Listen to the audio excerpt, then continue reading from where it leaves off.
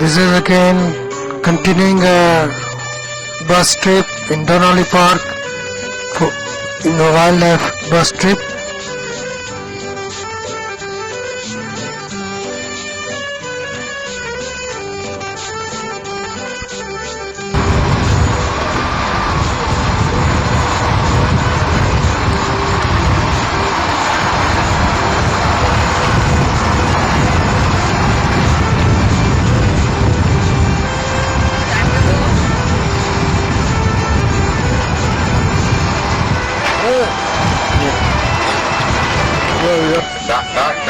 Dark face. Mouth is dark. Mouth is dark. I'll tell you what, why don't I roll down a little further? I'm going to move forward because we have two buses behind us. So hold on, okay? Now move here. I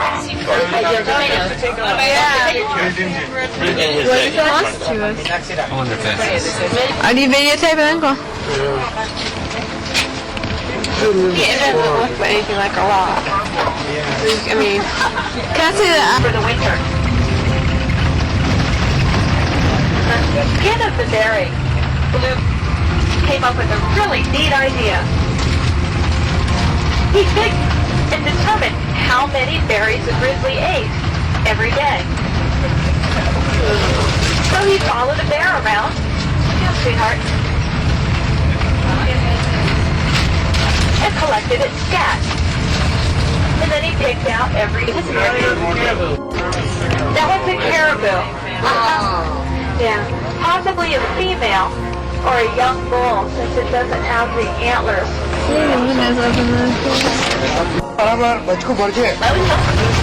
Chunks of ice were often left behind. Those gigantic blocks of ice melted slowly away. Their tremendous weight creating depressions in the land. Those depressions now fill with water to give us these little ponds.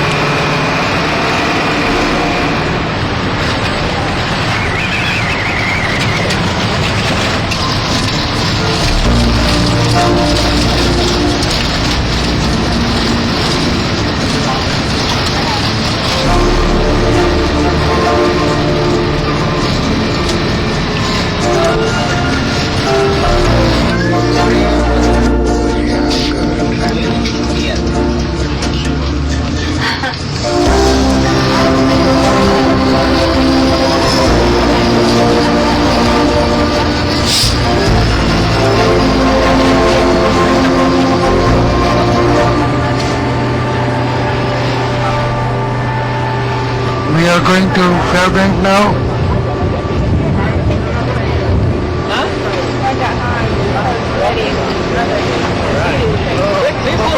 Oh, yeah. No.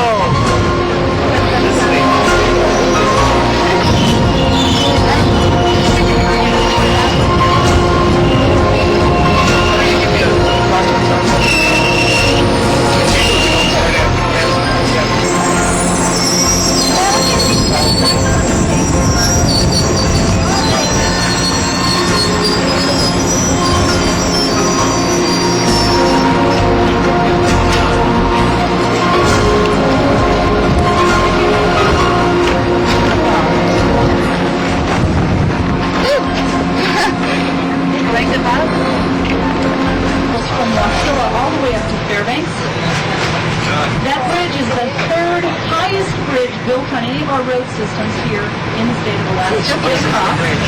We are taking a round U-turn, Around the corner. going to the same bridge which you see on the other side. Later, and then also show you the other side.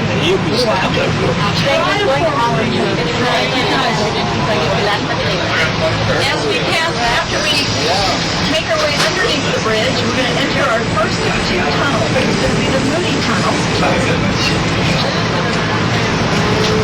I don't want to slow Joseph down. I'll have to go to the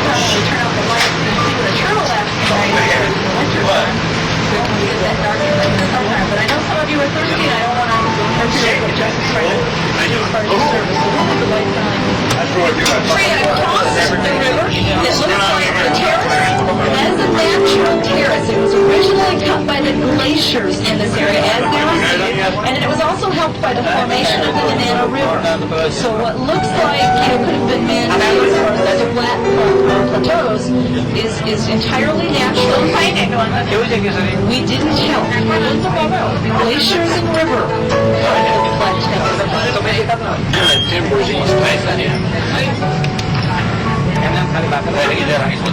vegetable pasta.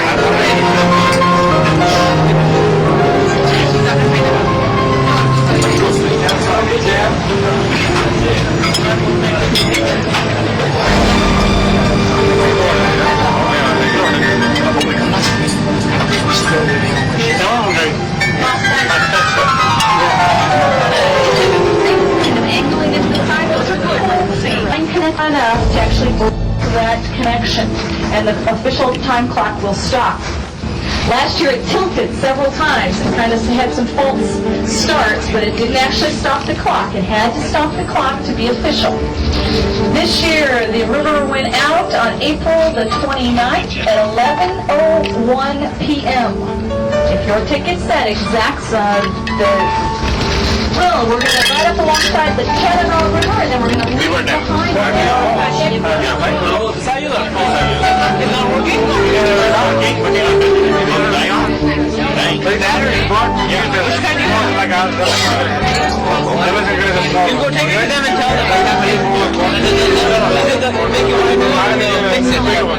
Something can be done. That's a different battery. I think it's a different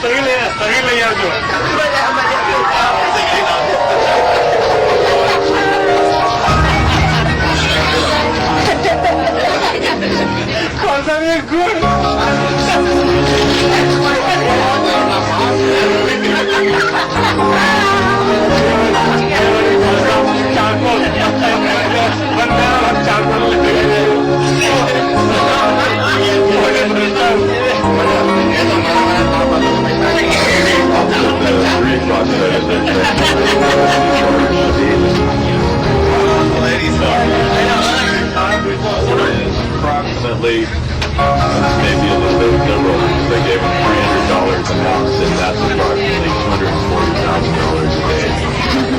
140,000 a day. $300 sounds See that gold mine?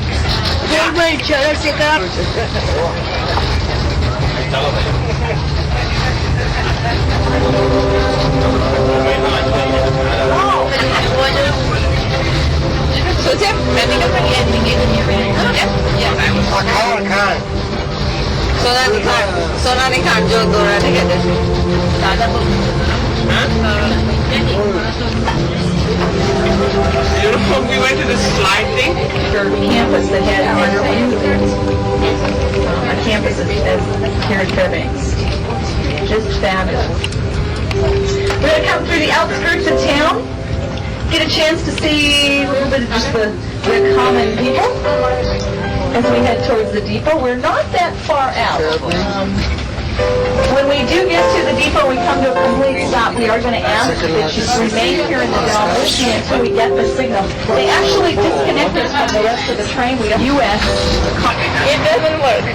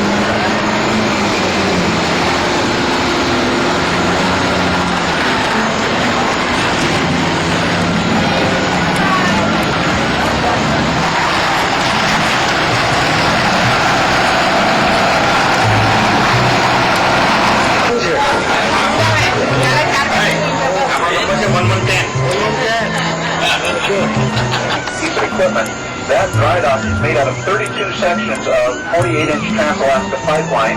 They built that so that it could be submerged, and this boat could be floated over it, and then it could be pumped, all the water pumped out, and will raise 300 tons right out of the water. This boat weighs 260 tons, so it does a nice job of lifting this vessel out for hull inspections and minor repairs should they become necessary. We'll tell you a little bit more about that dry dock on the way back up, but it's a fascinating piece of engineering and a nice way to use up all that surplus from the construction of the pipeline. Over on our right, you'll see the Discovery 1. We have 3 vessels in the fleet. The Discovery, that's the Discovery 2 over there. The Discovery 1 we'll see downstream a little bit. The Discovery 2 started out its life as the Utana barge, a big stern wheeler operating down out of Nenana, or south of Fairbanks. It was purchased by our senior captain, Skip's father. He designed that superstructure, built that vessel up, as you see it now. And if you notice the stern wheel on that, that is the same type of device that drives us. We are a true stern wheeler driven by a paddle wheel back there with 20 paddles, 20 feet diameter, 20 feet wide, and the turning of that wheel is what moves us down the river. Now, the guy you saw just a moment ago, Skip, up in the wheelhouse, has been a licensed riverboat pilot for 28 years. He was at one time the youngest riverboat pilot in the United States.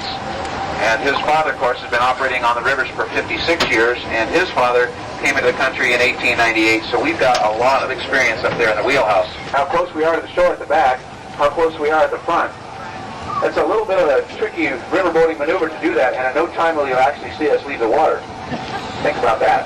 When I'm on a boat, I'm always encouraged when somebody tells me we didn't leave the water. The homes are actually built by the folks who live in them. So a lot of pioneering spirit going on here on the river. We'll paint that picture in broad strokes for you. When we get down further, you'll also learn a great deal about the Athabascan Indian culture.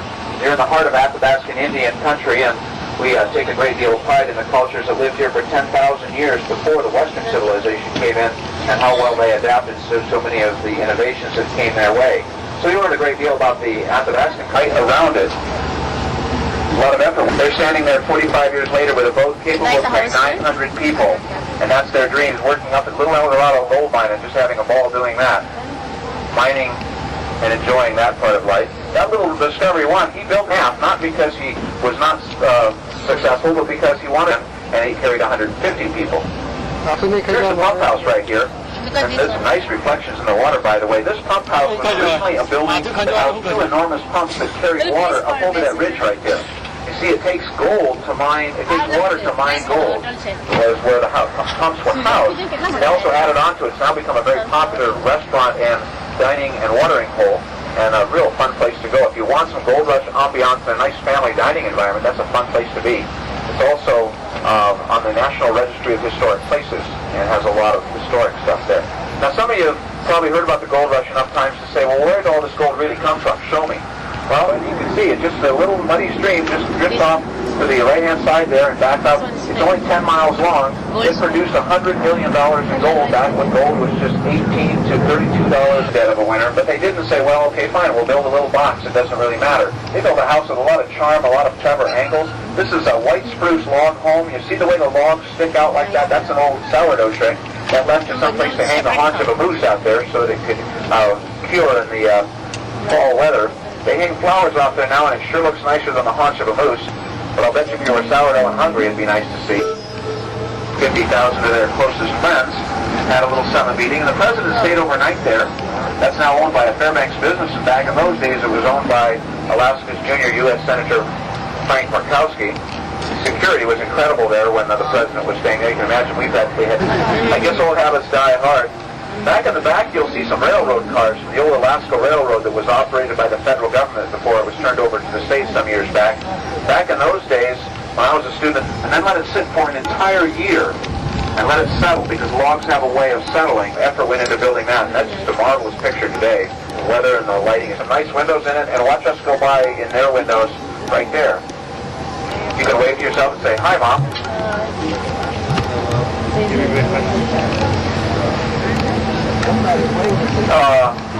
This is a nice house right here with a nice lawn and a little girl waving in the window. I'm sure that house has wonderful stories to tell.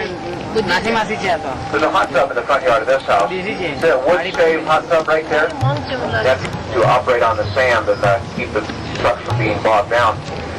Now, riverboating is such an important part of our history, and we want to point out a landing here to you. If you look over on the left, you'll see millions of pounds of freight moved out of this landing in the early part of this century, headed down the Chena and Tanana Yukon rivers throughout the area. Way back in the back there, that white vessel is the Pelican. It carried passengers up between Circle City and Fort Yukon on the Yukon River in the 1950s. One of the fastest boats of its craft that can carry a D8 Cat without its treads out into the bush, and they can build a runway or do whatever they want with that thing. Back in the old days, they had to do it all by boat.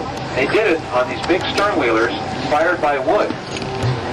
And I would be remiss if I didn't point this out. See this right here, this big pile of weeds on the left-hand bank right here? Stuff up into the bush. Right there. That is in beaver lodge. You watch for those and keep a close eye on them as we go down the river. There are a few along the way. If we see beaver, we'll point them out. But that is an active beaver lodge. There's a family that lives there, 2 beaver and their children. Basically was to pick up pieces of wood and throw in the boiler. The other guy was an engineer, and it was his job to communicate with the wheelhouse, and he would go through either a voice tube or a telegraph system or a combination thereof and tell the pilot exactly what was going on in the engine room, and then the hot weather we've had last week. They go out just happily. So even though they're not full water dogs or something like that, they don't mind the water. In fact, it's probably a good part of their training. Oh, it's definitely part of their training because it's a good low impact aerobic exercises people are aware of. And even last night, the funny thing is, even our cat jumped in. I don't think she did it intentionally. She was standing on a little floating thing and took a dive. But they're pretty fast swimmers. I'm surprised. That's pretty neat. As you mentioned, these animals are, they're athletes. They're year-round athletes, and they have to go undergo the same training and stay fit just like people do. That's right. You know, we have to train 365 days a year. And it's just because it's good for health. And actually, when you get into your racing season, then you're ready to undertake the increased stress that training does, because we increase their mileage incrementally. Starting about the 15th of August, we'll be going on our regular 5-mile runs. Then we'll increase it to 6 2 weeks later, and then to 7 2 weeks.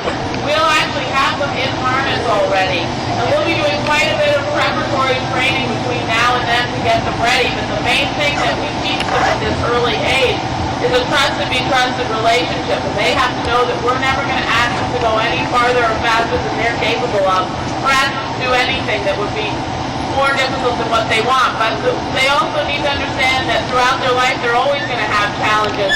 And to love those challenges and that we're going to be with them, help them through anything. Like right now at this age, we'll take them through a little open creek of water, and we'll be calling them on the other side, encouraging them to come. And when they come across that open water, we'll praise them. But if they don't come, we're there to pick them up and carry them over ourselves and give them just as much praise. So that's the important thing. Now I've got one other puppy here, and that's this big white one. He's only 3 days older than the black and white ones, but you can see he's quite a bit bigger and he's a lot fatter. And he was the only puppy born in his litter, so he had all that mama's milk to himself.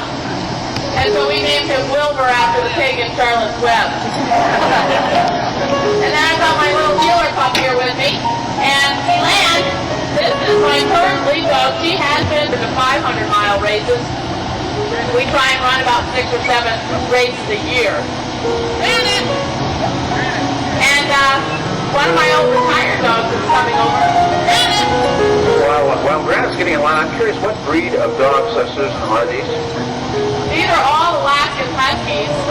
They've been kept for generations, and it was started as a working breed of dogs. It was also started for another thing, which is to be playmates to the children and, well, to the whole family.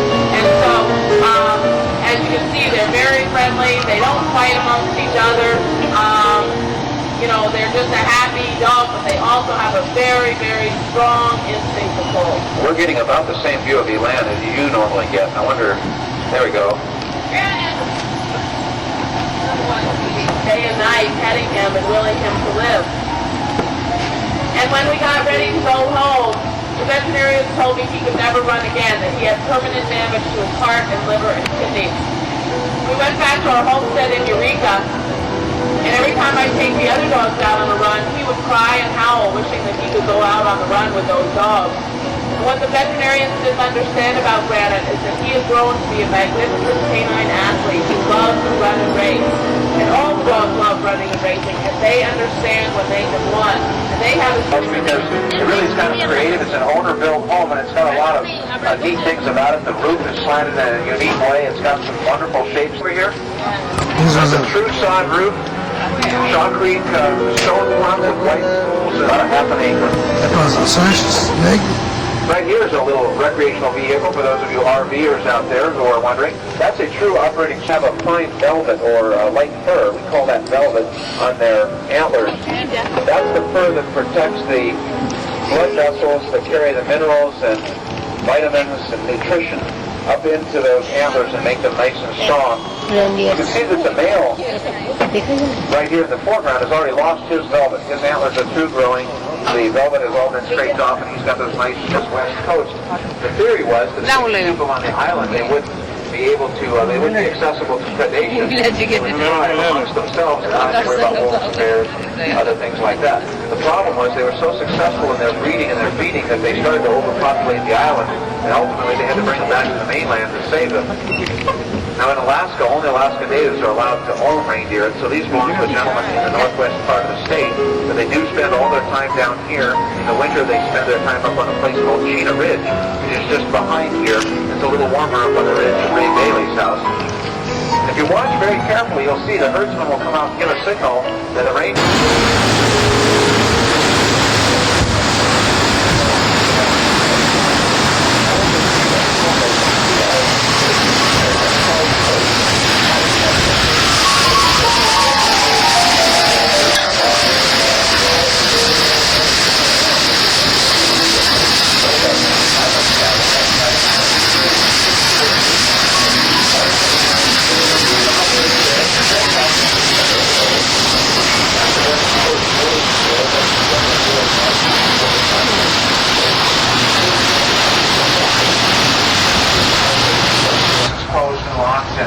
they can come out there and harvest salmon whenever they want. So that we may even be lucky. They're operating today. They have an open season. We have open and closed seasons to make sure that enough salmon get away for breeding purposes. They got to go upstream and spawn for the next generation. They have a 4-year life cycle. We have to make sure enough get away this year so that 1998 we will have enough salmon to do this all again. Here's another this Birchbox, Sunshine, Happy, and Little El Dorado. That town, of course, as you can tell, is no longer there.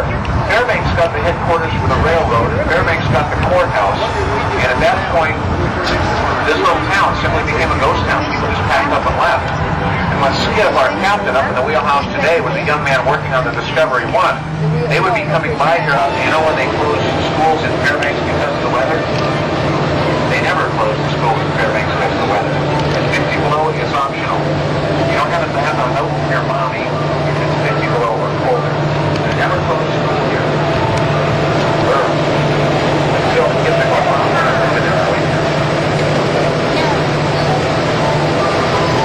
Now we're going to turn around right in here. We're going to keep talking donuts.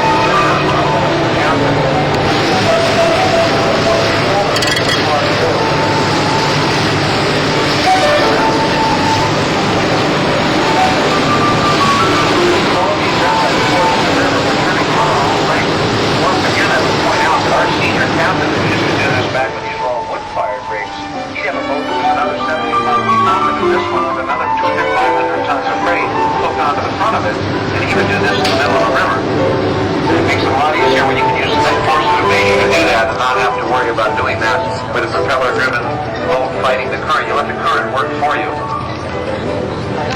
A nicely done maneuver.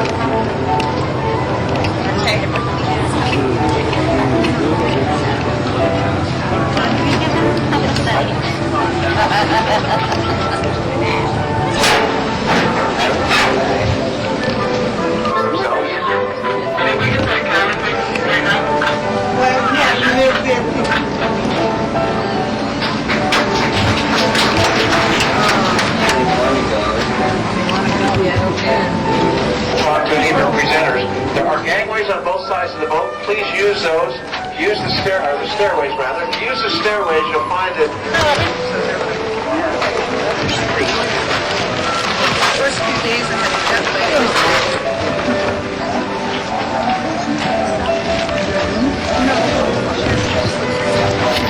The maiden's dress, traditional ceremonial garments. The Athabascan women passed her yet. Now this first flower is our state flower, the forget-me-not, and these are bluebells. On the yoke part of the dress we also have a forget-me-not pattern, and the buttons are made out of caribou antler.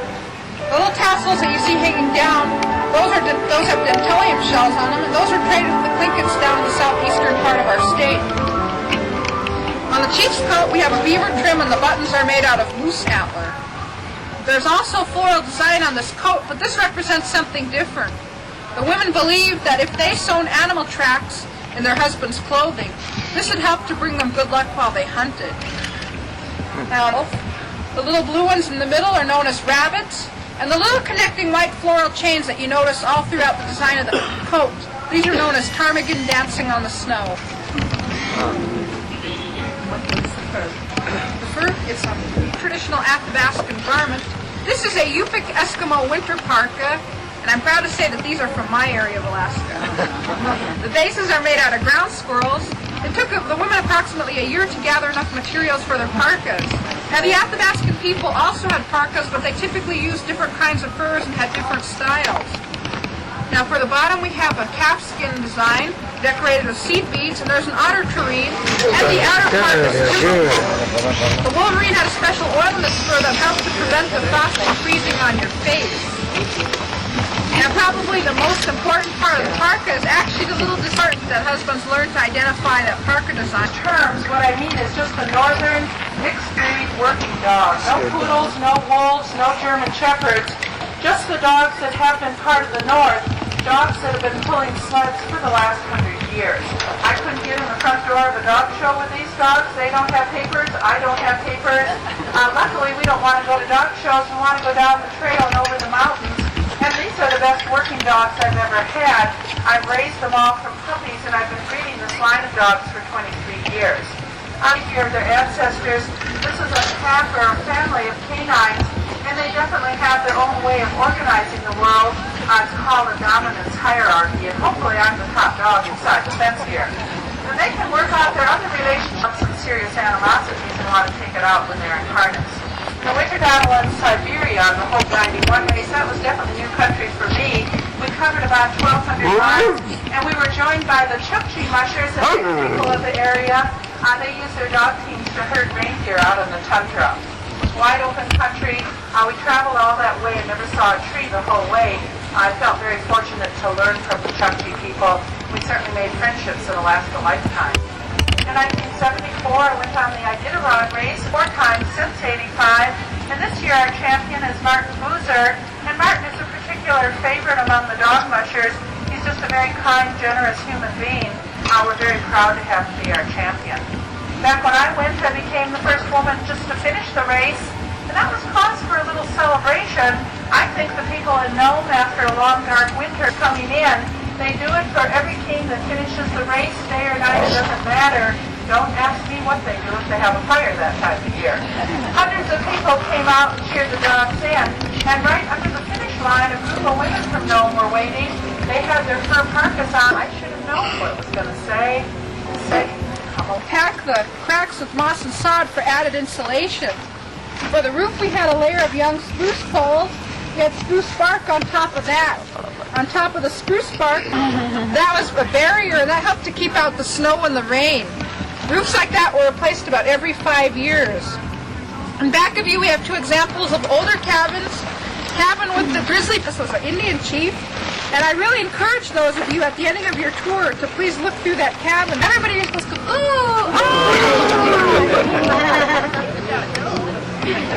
Timberwolf is usually used on the outer edge of our parka roughs because it is the long hairs that it has. We can just kind of flip it out, kind of like I did, and it burns a barrier to the wind. Woo.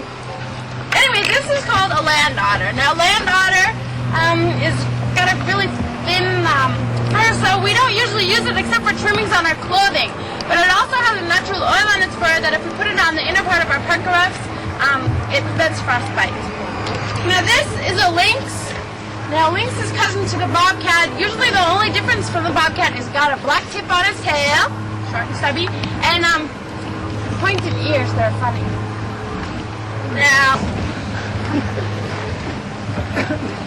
please no. Okay, chop, shoot as a bee. He would not hesitate to chew off his own foot so that he could get away, or whatever else was caught in the trap. Fur, but for its meat, because it was the only edible animal that we have. Our mink and mink are usually only used for training because they're very valuable, and also because they're too small to make anything. No way, they eat a lot.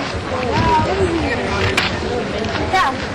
Okay, everybody, I would like to introduce you to our reindeer. Okay, Aladdin, his used to have all the velvet on there, but about a week ago he started scraping it off onto the tree, and that's because he was thinking that he had to protect his women or he had to show off in front of them or something, but he didn't have to because there's no other males and he doesn't do it. So I guess he's just got that instinct thing. But anyway, in about a month or so, they're not native to Alaska. They were brought here in the 1890s by Reverend Sheldon Jackson, who came here in 1890 and decided that he didn't like the living conditions of the Eskimo people, so he decided they're so supposed to catch the reindeer. And then weird egg. And after the weird egg, what we did was that was it, I guess. I don't know.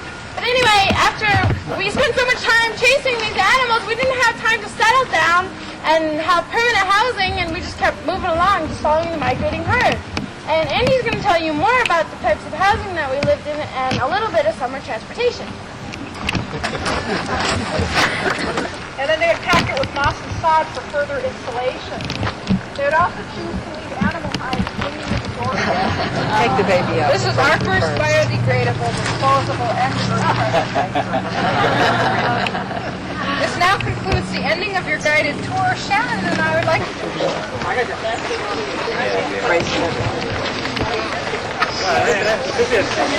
You're waiting for it.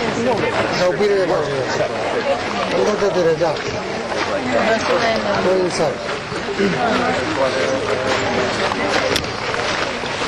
Part of the igloo in Alaskan. Siglos bench pa sila.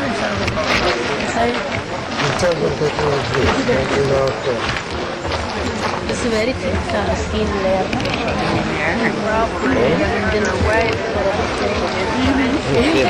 Pretty heavy?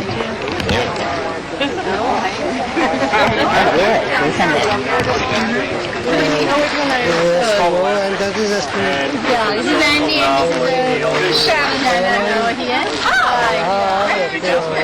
Coming here and what the Russians do.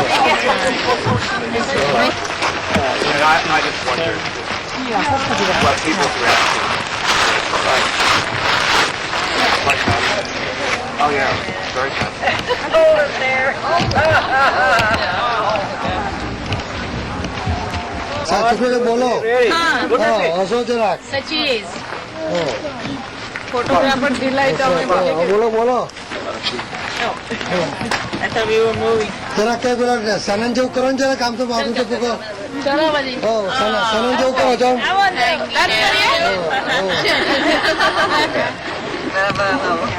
बराबर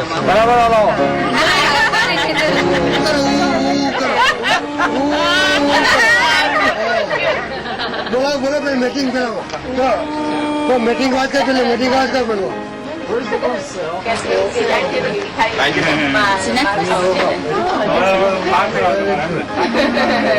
So you can get another picture of that. Several of you were asking for that, and we may also point out that because the light has changed, it may be substantially different. I don't know if it'd be better or anything, but it wouldn't be as nice with the bright sunlight that's come out for us here. The Tanana River is kind of an interesting river. The word Tanana means the people's river. Now the N-A at the end of a word means river in the Athabaskan language. So the Tanana River is, actually it was originally pronounced Denana, D-E-N-A-N-A. And now it's spelled a little differently than that. But the Chena River, Chena means good hunting river, Tanana means the people's river. And there's an interesting similarity between the Athabaskan language and the Apache language and some of the Indian languages of the sort of main part of the United States, continental United States. The Indian tribes are related, and Dr. Michael Krause at the University of Alaska has done a study of the languages. The word for the people in Apache is Dene, D-E-N. Salmon isn't like fish either. Created here. Upside थे सकते बारो आए upside Upside down? You know, the salmon, I mentioned there are 4 runs of salmon every year. The Chena River is actually a spawning stream. This is where the salmon come to lay their eggs and then they die. 4 runs, 4 times. And then the little hatchlings start out up here. They swim down the Chena River, the Yukon River, down the Yukon River about 1,000 miles into the Bering Sea, and across the Bering Sea into the North Pacific, where they go through their adolescence and hope to be adult salmon. They turn around and make that entire journey exactly in reverse, around cutting at the sun.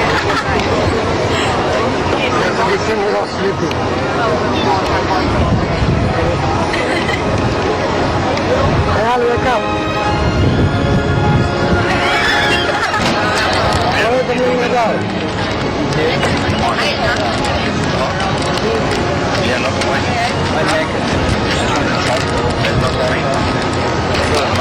Don't come in, Jigga. Look good. Let me see your zit. Come on. Come on. It's coming out good. Because some good zits, the new zits coming up. What do you call it? Z-I-T. Like pigeons.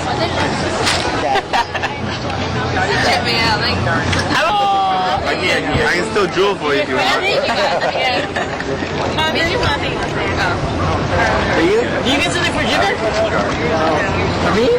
No, the other two. Now here's the profiles once again, folks, and I mentioned this on the way down as a historic site. They're all a lot of gold rush ambiance around the place. You'll see a number of old structures. I remember how Paulo used to flip those buses in these streets. He'd say, Paulo, you're never going to make this. On a bed.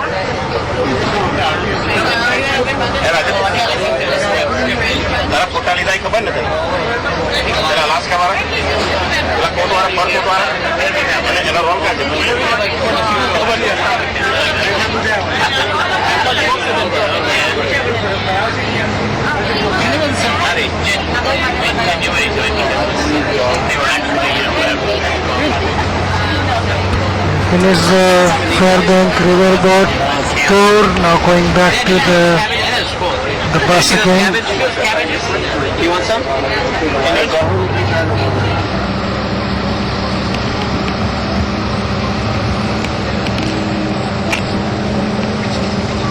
This is the second day we are taking a tour now.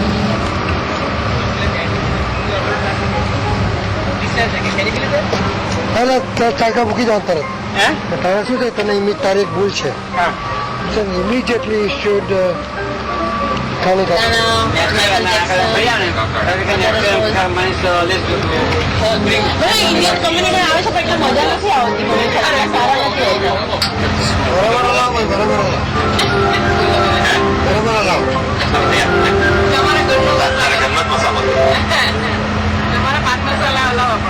તમારા ઘરના જ મસાલા છે મને આજે જ જોયું બધે mushroom આપણે મીઠા પાણી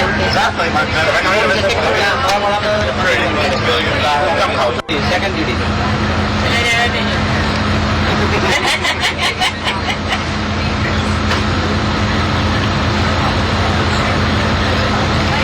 જેકેટ મૂકી રહેતા તો મીઠ મળી અમે કોઈ ના ઉચકી ને This place, Fairbanks.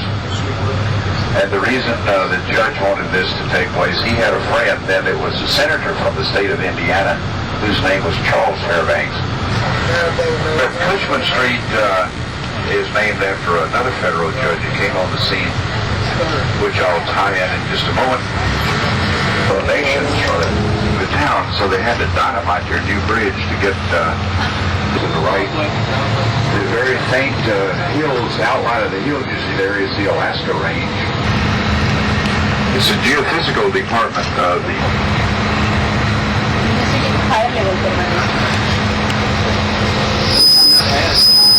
And Fairbanks is about 12:30 here. We were just there, of course. આવે કે નહીં પણ આવે આ ચાઈલો તેમાં ઉઠી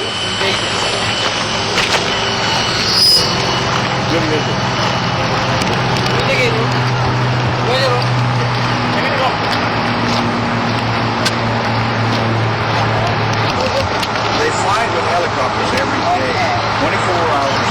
They fly every 24 hours. Not one helicopter, several. They have their clothes taken down about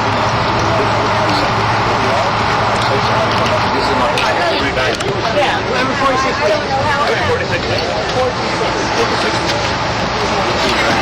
How old are you? This is an original. The first one they used.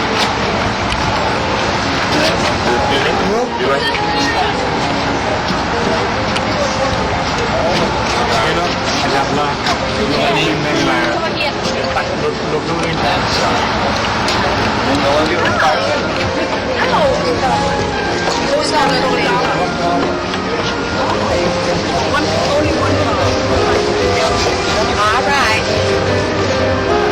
In the building here? Right there.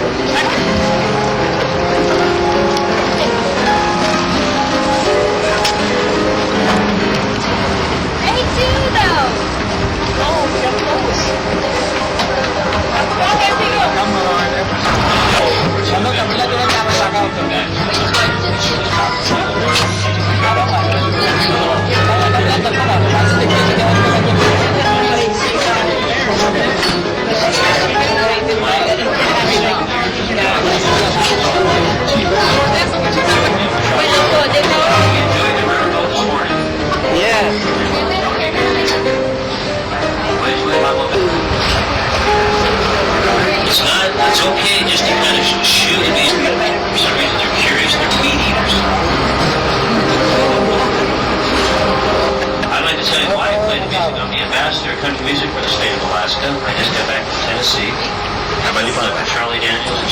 I really enjoyed it. Playing music for it. And I'm going back to open up for Billy Ray Cyrus in October. So this has been helping me a lot. The other 3 jobs that I have. I've been out prospecting for 2 years or so. And I pulled into Fairbanks. The city was a boom. I took a little stroll to the Red Dog Slough. Well, the music was playing and her voice was so sweet. She had the prettiest voice I have heard in 2 years. And the song she was singing made a man's blood run cold. When it's springtime in Alaska, it's 40 low. That's true every now and then. With a caribou hug and a grizzly bear tug. Well, we did our dancing on the Kodiak Run. I reached for the gal who was singing the tune. We did the Eskimo hush all around that saloon. 'Cause when it's springtime in Alaska, it's Johnny, where have we been doing? Here's a lot of this Mulberry area of North America. Famous prospectors here in the early 1900s. The first one, Felix Pedro, discovered gold in 1902. Aparece todo el maíz. Un bonito ring. I'm going to slow the train down. I'm talking. Let's get your cameras ready now. As I said, they did during the winter time.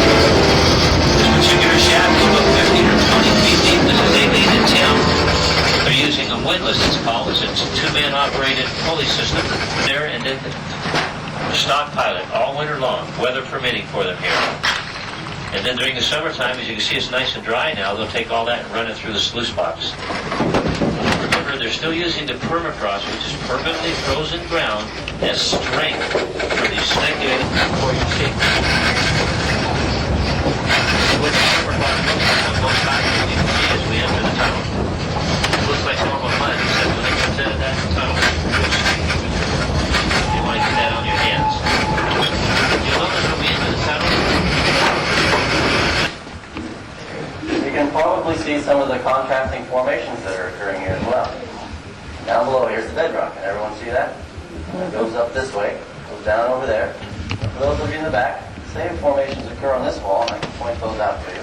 Mining was certainly enough to indicate that that gold was likely to be nearby, as gold is commonly associated with these other minerals here. When they find veins like these, they follow them. They branch out several directions along the bedrock floor here in search of that gold pay. A lot of these stones are pretty nondescript. If you take some of them though and dust them off, look a little bit closer, you can see they shimmer somewhat. Can you see that? Well, there's several different names for this material. One of them is mica.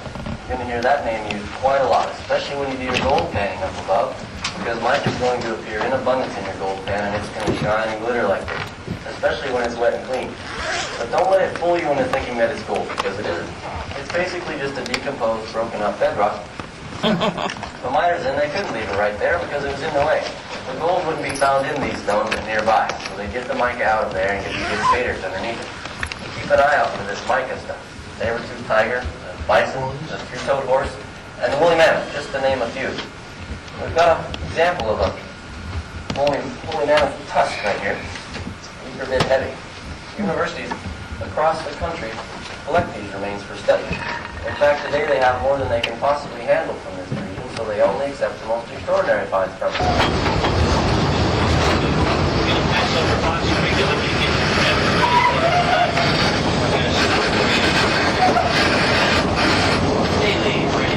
Take a look at that. You might want to take a second look. Sometimes you don't notice it right away. It's stuck right inside the mountain. Simple reason for it, it's just easier to keep that thing warm during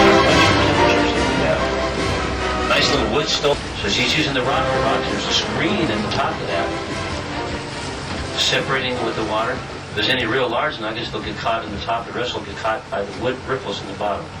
Now she's taking a little bit of that concentrate, just going to pan with it. She's going to show us how to use that gold pan. We have 10 minutes here.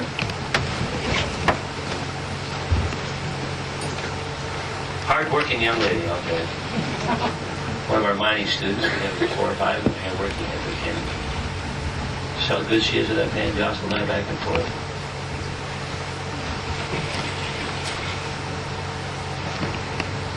I'm going, Earl. We're doing it. Okay. You can see Tim in the background here. Well, he's got the progress pretty good.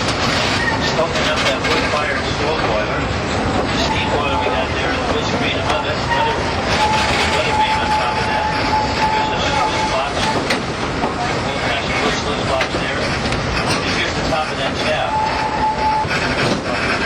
Hey Tim, you're gonna find it pretty bright out here. I got that figured out. Quite right. Well, as I said in the very beginning, those miners spent their winters digging those tunnels and shafts because that was the safest time for them to be down there. They were basically just dealing with frozen mud and dirt.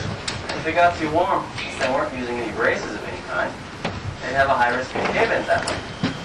But with that rainfall, it froze because it was so cool down there. The permafrost just chilled it all and it became solid ice. Well, I hope we've taught you a little bit about how they did mining in the We're probably about 60 below. That makes a big difference. I'm Yukon Yanda. This is Dexter Clark, my husband and mining partner. And we live on the other side of that hill. We are year-round residents. I first came to Alaska in 1951, back in territory days, and settled in the interior. Was down in the Aleutians then. I settled in the interior in 1975. Dexter came into country in 1970 and started up his first mining operation shortly after that. I'm in Indiana and in northwestern Kentucky. I told Dad at dinner the other night that I thought I was the first one out of the whole batch to smart enough to look for yellow rocks. Figure that works better. Dex will share something with you about what brought us here to the El Dorado. Thank you, Chris and Earl, for bringing these fine folks up our way this afternoon. I do love the smell of that diesel in the early afternoon. Gets my blood going. Purple mining district. At that time, they were called the Harrison Creek Savages. That's where I learned the golden rule. The guy that's got the gold makes the rules. Right. I went on to learn that you be very careful who you partner up with when you're dealing with gold. He's really right there. 2 years later, Yukon and I partnered up. We've been off since the early 1900s. I said to Yukon, it's close, let's go over there and look around, see what it looks like. Once on piece of equipment, so from time to time, we're likely to call it just the sluice or the box. We are still talking about this setup right here. And to give you an understanding of how a sluice box operates, let's follow that pond of water around the entire system. We call that a settling pond because that's where the material that has washed through the sluice settles out of the water. We could call it a recycling pond also because we keep using that same water over and over. The way we do that is by pumping the water upstream. And they'll open the gate and the water will come down this ditch back here, natural gravity flow. It'll enter the wooden portion of the ditch, which we call a flume, and then that flume will turn the water and bring it directly into this dump. Like you looked at that dirt. And on that dirt.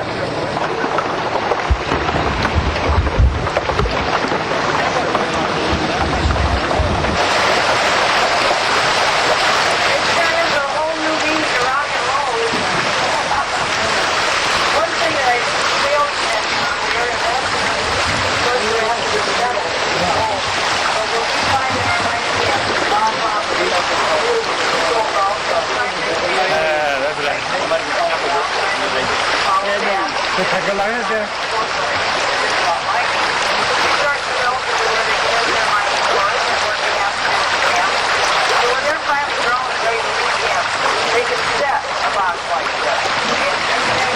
And everything you work in tandem goes to a box like this on metal. They all fit there, and it just always says it like this. We just said we were washing rocks. It's kind of hard to explain to us. Go wash the rocks. You have your dinner, dear. Well, Dexter and I have been taking... Now, how well you do may depend on how well you pay attention from here on in. This will put the gold in the bottom of the pan. I call this the mud soup stage. It gets the gold down out of this top layer. So now we can remove this top layer.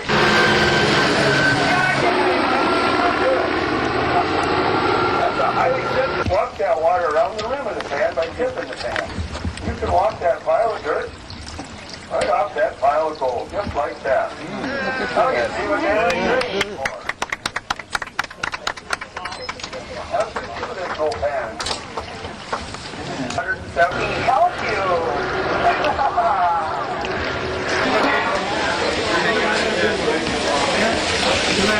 Arun भाई बराबर तो जो बोलने लकड़ी निकाल लकड़ी बोलने लकड़ी काढू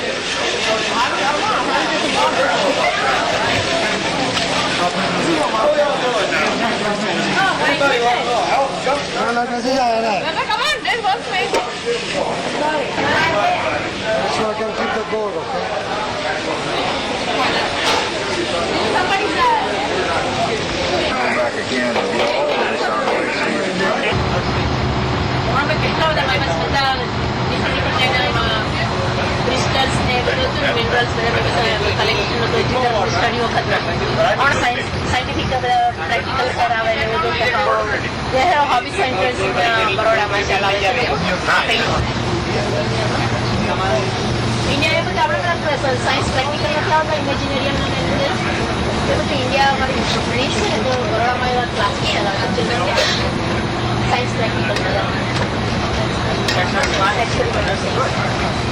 ini India में वो समाने नहीं है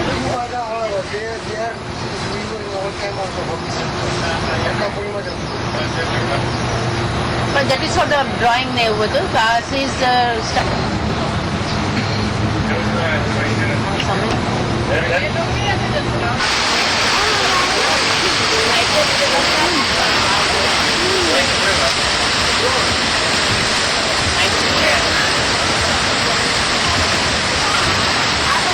downtown Fairbanks.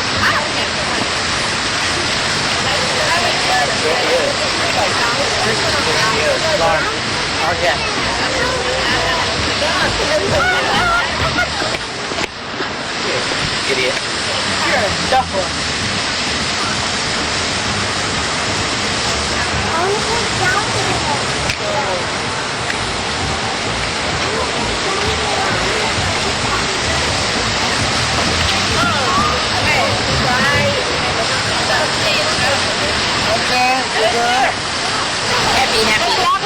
Happy. I did.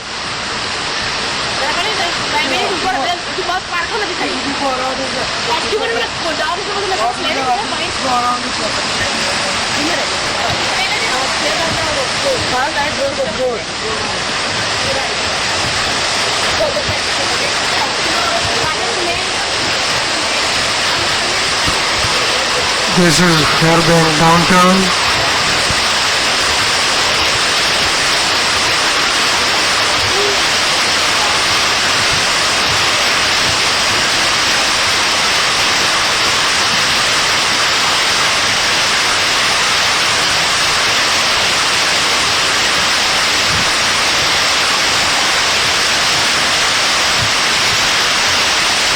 Back under and so it weeds its way through the ground to Alaska. And you're going to see some changes in the vegetation just like that, sometimes corresponding with that change in the status of the pipeline, Alaska pipeline.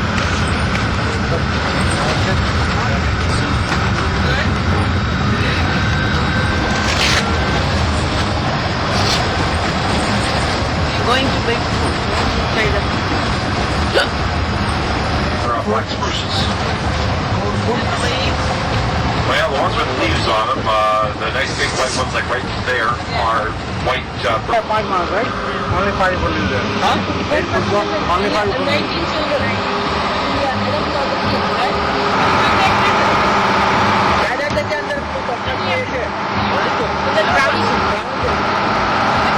Come on, get your way.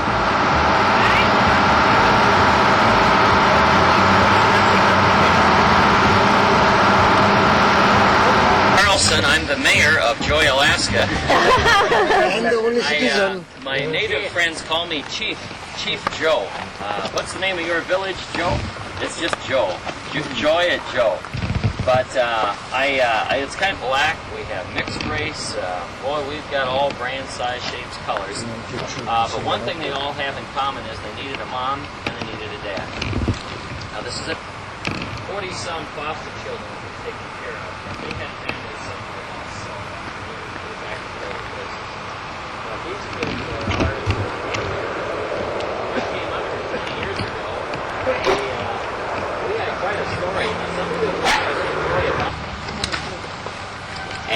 it says 48 degrees. 48 degrees. Now that's cold. Anybody want to feel that? Feel that. That's cold. Get in. Yeah. And the milk is cold. It stays pretty chilly in here.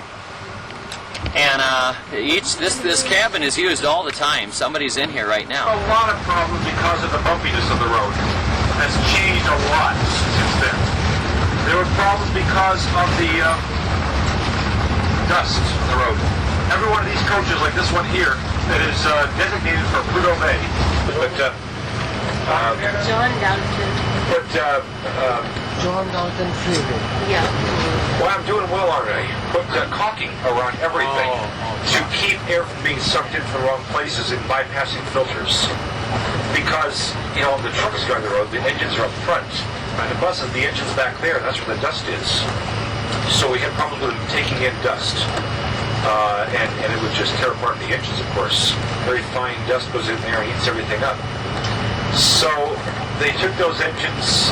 He had a road built very quickly in 1968 by bulldozers and other tracked vehicles because the grades on that road, much worse in some cases than this road, require that a tracked vehicle with a cable pull these 18-wheelers up the hills. And if we grade here at 11% are again downhill to 3,350 feet, right to the bottom of 5 Mile Gulch, as I call it. Most places aren't named. We can name most of them what we want to here. But down at the bottom here, and then back up another one. Not quite so steep, though. But anyway, the Hickle Highway was built. And then in 69 and 70, they started on this road, but only this part of the road. It was a company that was made up of several oil companies called TAPS, T-A-P-S, Trans-Alaskan Pipeline Service, or System. This company, TAPS, had this road built 55.6 miles long from Livelywood roughly to the Yukon River. This was in 69 and 70. They built it in 11 months. Now remember these numbers, 11 months to build 55.6 miles of road to the Yukon River. This just kind of was a forerunner to the overall Dalton Highway. Told them how it was going to be to build such a road through all this terrain, especially through permafrost.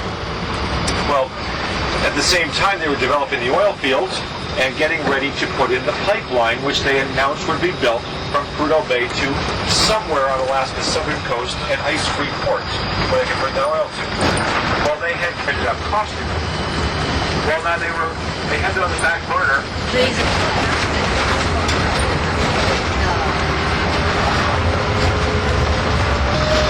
Water truck garbage, tour buses heading down, actually, but I'm still not 2 miles out.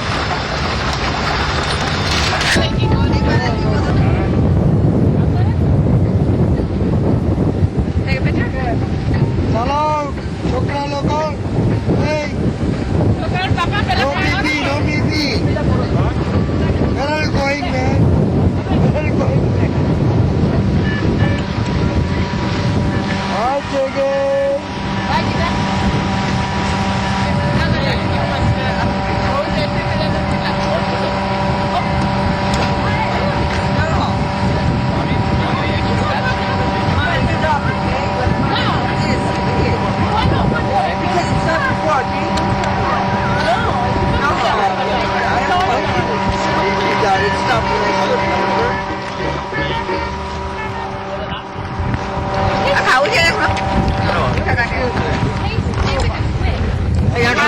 The valley by itself? Make it eat it.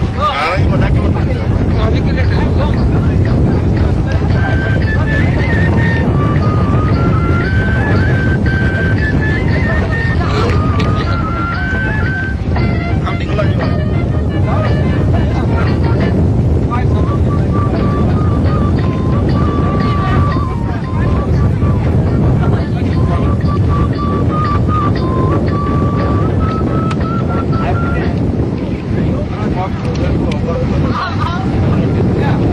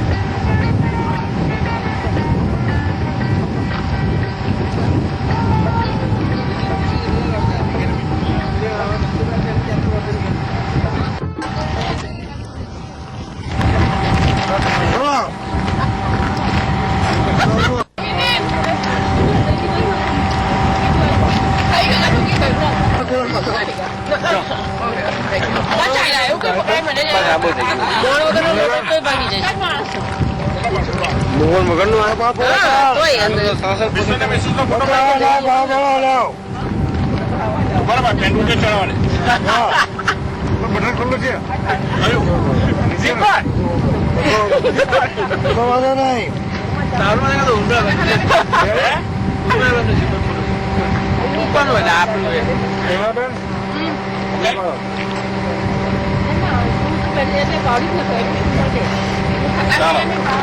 It's good.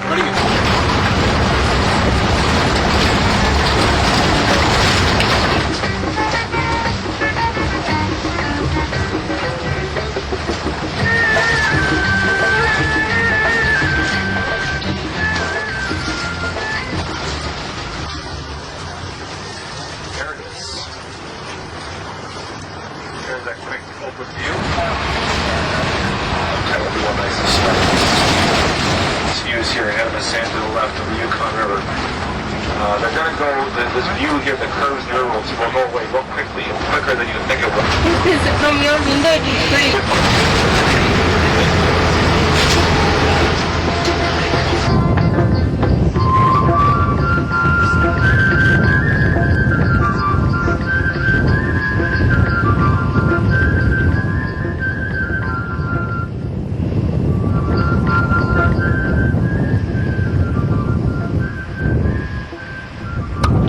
This is the Yukon River and Yukon City.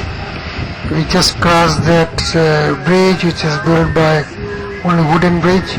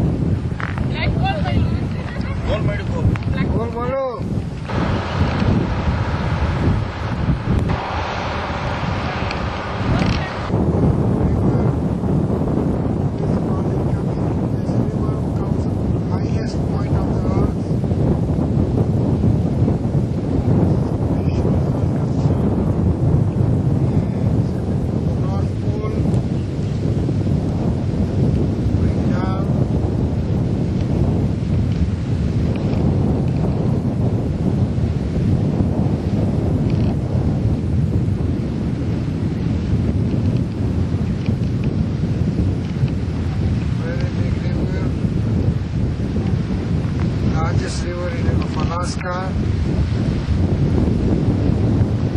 down to the south.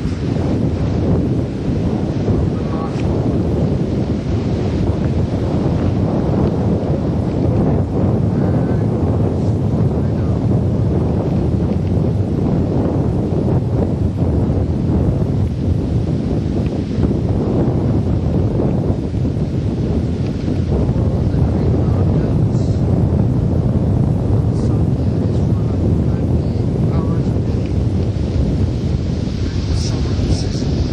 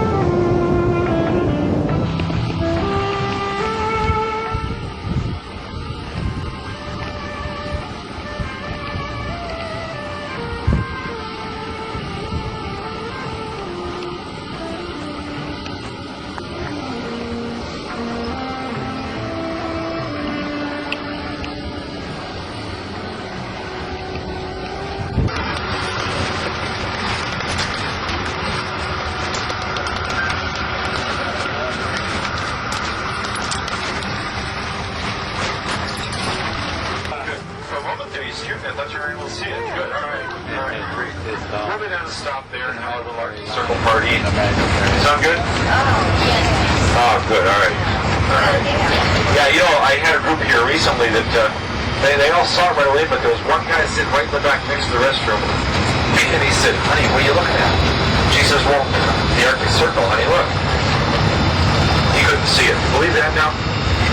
He couldn't see the Arctic Circle. I said, "George, get up here. Stand in the stairwell here, and we'll get you up closer. You'll see it." So George came up here, and he stood here, and he looked out the window.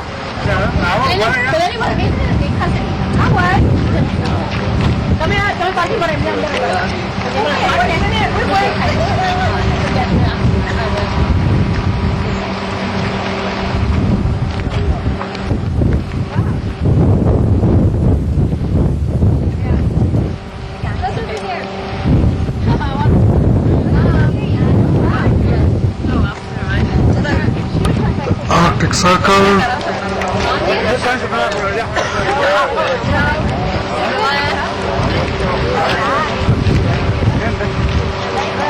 want a nice picture, you?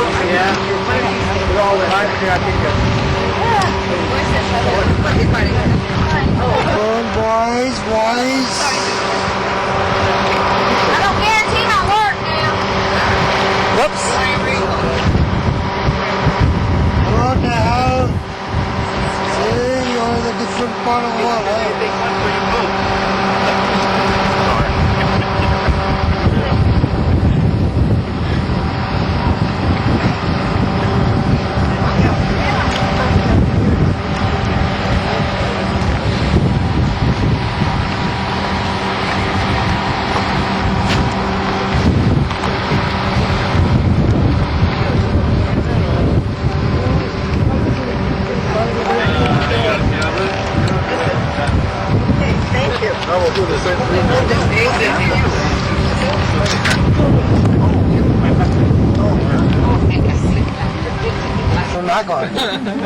નાક મારી બી આવું છે આપણે ધગડી કઈ ચોદે પાછી ચોદે કુબીર છે રાખજો અમિત બેટા બચ્ચો જલ્દી બોલો અમિત બચ્ચું સમીર બચ્ચું આ બીજો હું કાઢવો તમારા જીવા માટે લેન્સમાં તીનો કોલ મૂકતા હોય તો દિવસો ચલો જે ખાન માન કા ઊંટ કહે ઓકે એક ભાગું આપના જરા કરા એમ ના ચોમ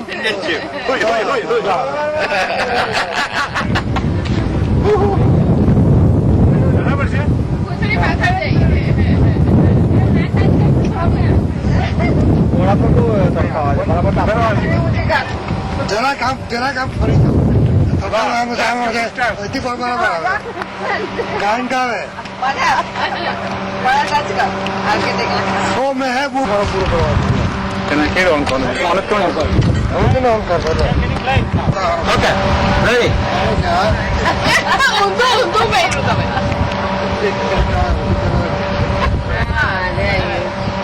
Okay. Let's go. All right. Hey.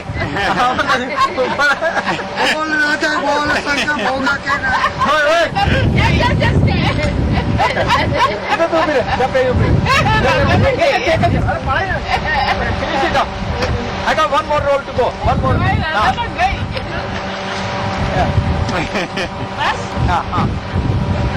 तू छिपी है कहाँ?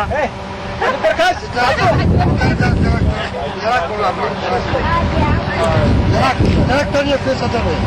That's better. The better picture. Ben? Tamam आई जाओ. That is a better picture. Always size धरनी पड़े always go a little bit mistake. जाओ. टोपी में साइज धरनी पड़े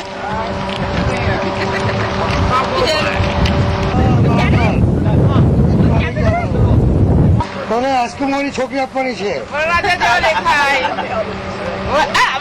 હવે તો વધુ છે બાઇકમાં બસ બેટર ગુડ ચાલ આજે સ્માઇલ કર જીભ બહાર કર જીભ બહાર કર નાક ઊંચું કર પેલી સાસુ રાજુ પણ આવી છે રાજુ આવી છે પાડો પાડો પાડો પાડો તમે ક્યાં જઈ આવ્યા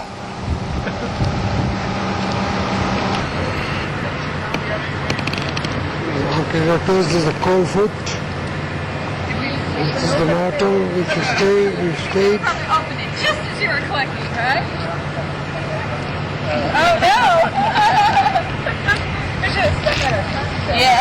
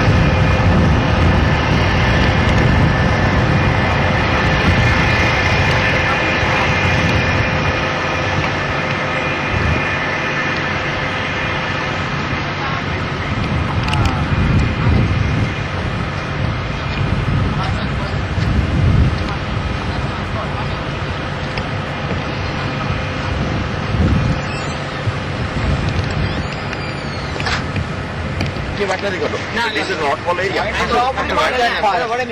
North Pole total center થી થોડો બેકરી દૂર 400 800 માઇલ હશે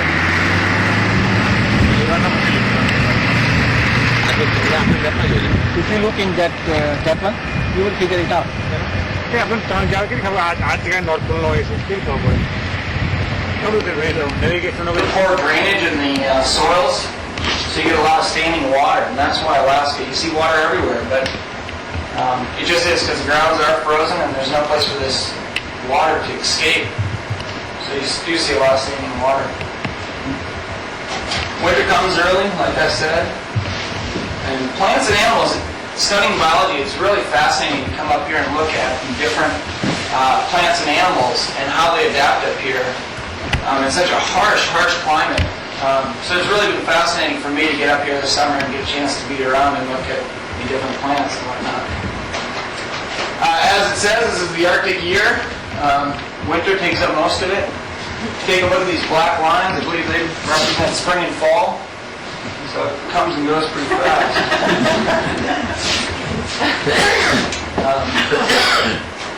And this is a purple mountain saxifrage, and it's a real interesting plant in that it'll set up its buds in the fall, so that when spring comes, it can go ahead and it's ready to start to blossom. And it's a real early bloomer. But you also look at the variety of plants here, and it's incredible how many have adapted. And in the spring, it looks like this. There's lots of flowers, lots of color, and really interesting. This is a woolly lousewort, and it's adapted in the Arctic here by growing wool hairs, which will actually keep it warm. So it's been able to keep itself insulated in the cold summer, because we can see snow here in Coldfoot. I mean, you can really expect it 365 days a year. So it's really interesting. It's spectacular. This here is a purple mountain saxifrage, just like that earlier slide. And this plant is adapted by being very low to the ground. So it's able to obtain a lot of infrared heat off of the earth, and it stays out of the breeze, which is what it. And I wish I had a coin to show you this plant.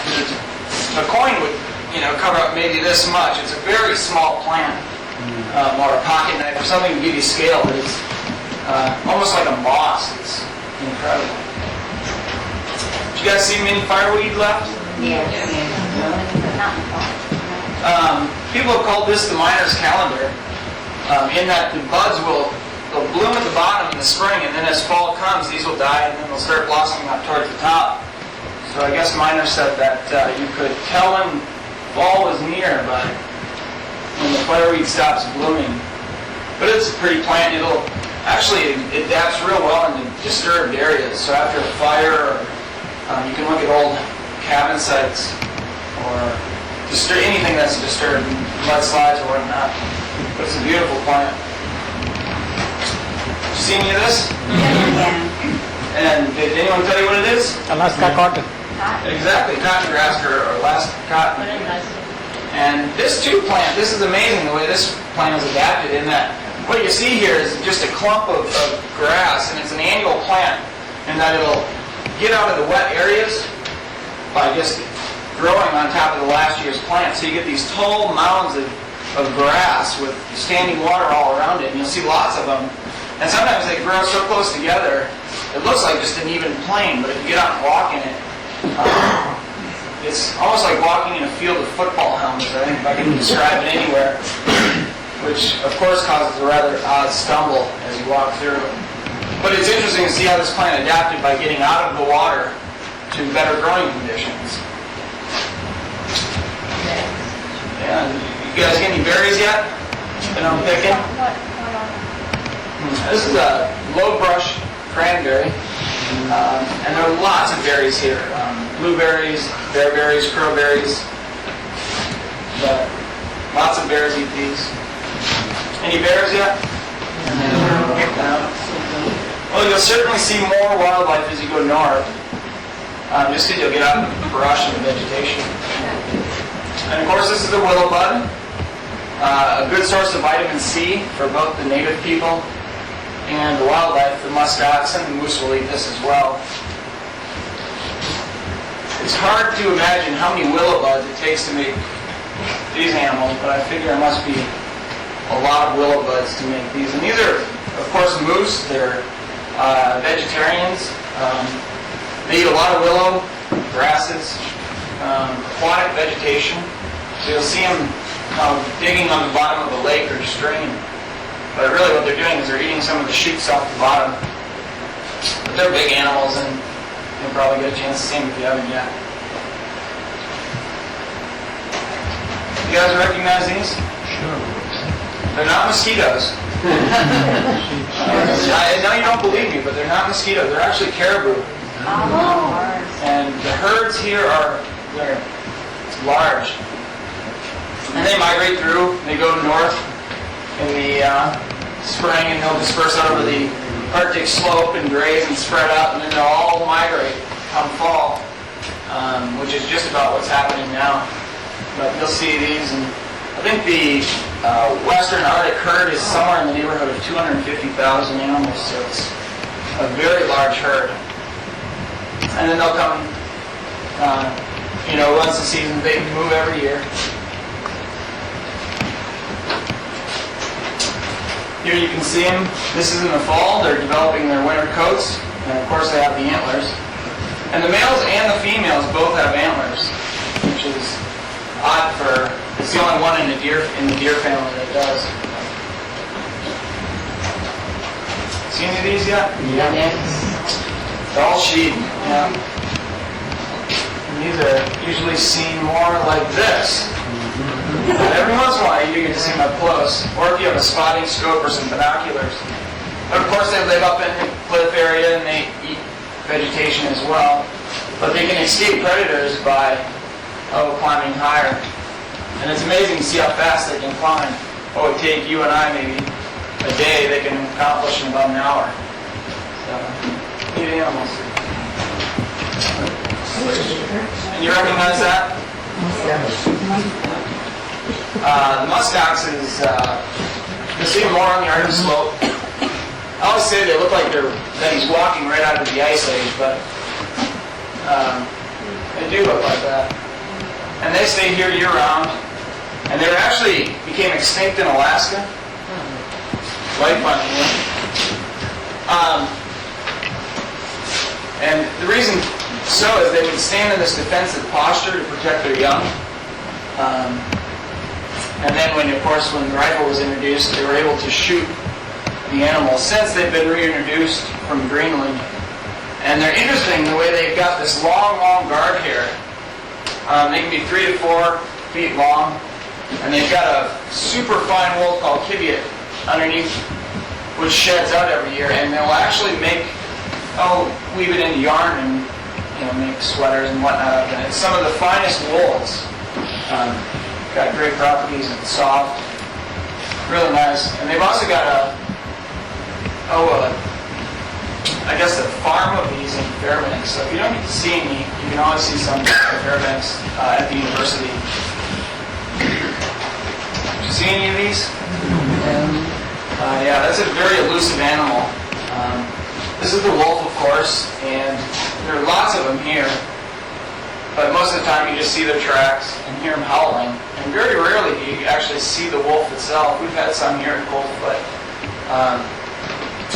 But you really don't see it. In fact, most animals just leave their tracks, and you really don't get to see them a whole lot. This, of course, is bear track, or what this person leaves. Did you guys see any bear yet? Yeah. Some? Bears up here turn blonde almost. And I'm not quite sure why, whether it's actually because the sun's out and they bleach out, much like your hair would do in the sun. But it just seems to be that all the grizzly bear have turned real blonde and sand brown. So keep an eye out for that color. And you will see some black bear in this area as well. And of course that's a polar bear. And you probably won't see any of these. They're all out on the pack ice right now. And they'll go out as the waters break. They'll go out to sea and go from iceberg to iceberg and fish, and great swimmers. And then they'll come back in. They'll come back to land once the ice comes back in. But I've heard they're very smart animals, and I've heard that they've actually been able to cover up their nose when they're hunting, which will, with their paw, which will allow them to be a little more camouflaged. And you look at that animal, and it makes sense, because if they didn't have that black nose, they could be almost invisible at, a couple hundred yards. You just wouldn't see them. And it'll den up both on ice and on land. But they're finding in Alaska that they are actually getting on ice, which I think is a pretty new discovery. But they're big animals, and they're really not afraid of much.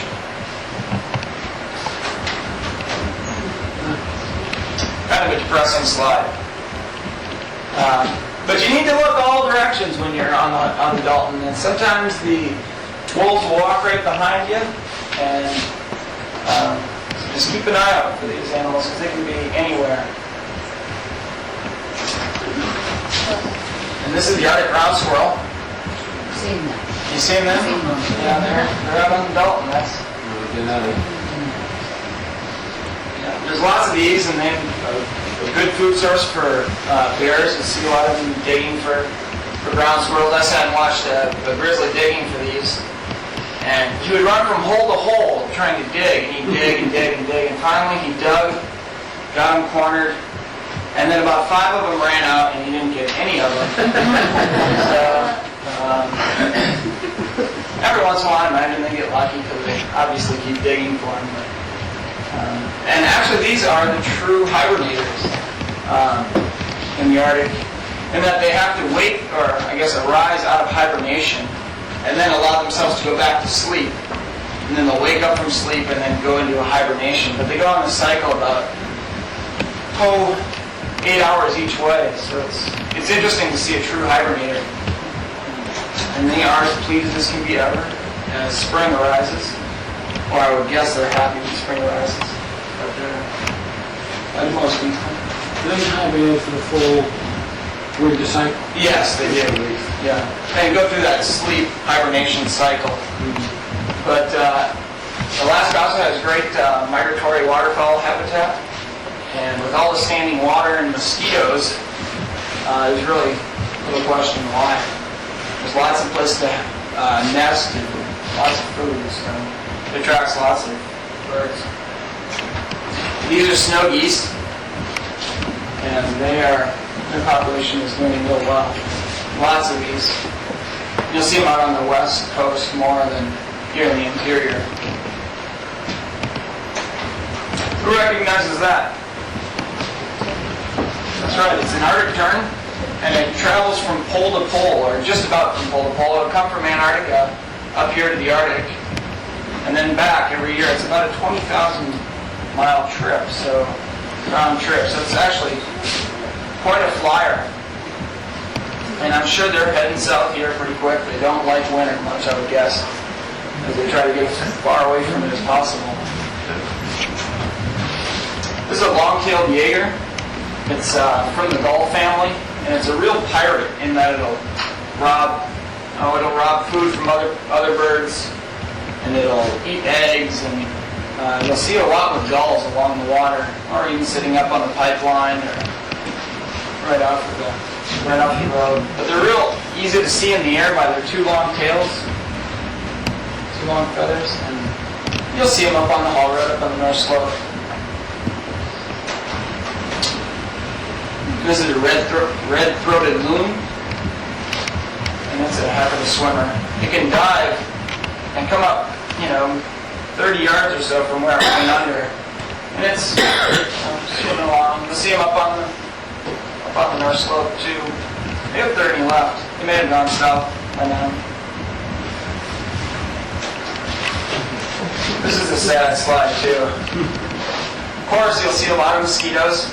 Not so much anymore, but Alaska gets lots of mosquitoes. And like I say, this is a real important part of the food chain for all these birds. This here's a willow ptarmigan, and it'll spend its year-round here, and it'll change from dark to light. It'll get snow white in the winter and turn brown in the summer. So this is somewhere in between. And it's interesting to see the males will actually turn first, which really makes them an oddball.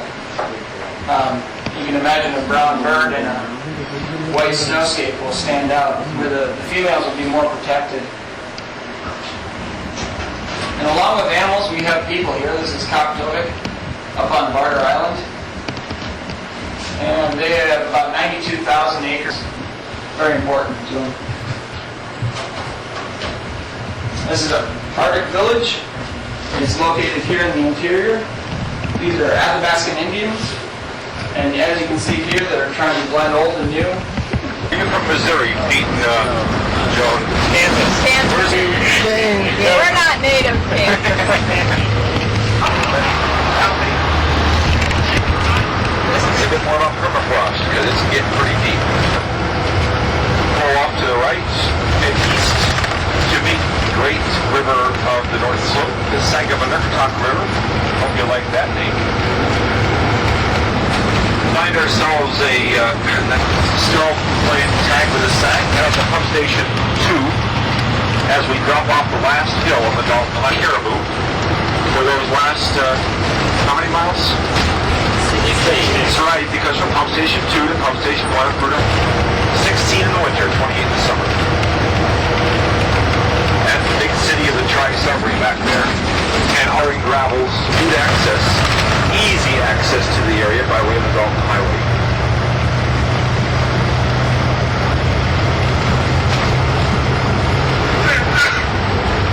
Of course, the federal valley has given the state of Alaska. So we had federal land, private corporation putting oil through the pipeline, and the state running the road. In other words, if it all melted, it would be swampy, it would be water rich. So a lot of ice in there is what caused them to do that. Speaking of ice rich, we're going to show you some of it in here. It's really unique to this, the polar regions. We see a really neat mountain here over here to the right called Sukakpak. So love the names up here. pack it back in. One of the languages out of the basket are in rocks. They push up chunks of ice. And each summer, some chunks of ice get pushed up out of the ground. I didn't even see a few left over today.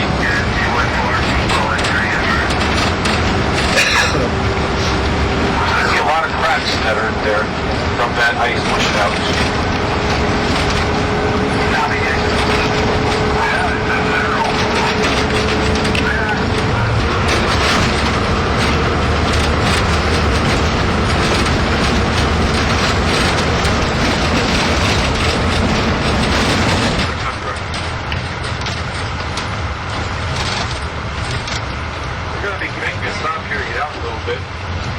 This might sound like a